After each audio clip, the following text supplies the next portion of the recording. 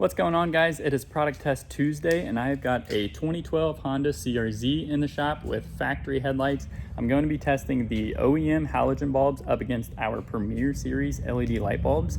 To show you guys the difference, I'm going to be using a lux meter that will measure the lux of the lights.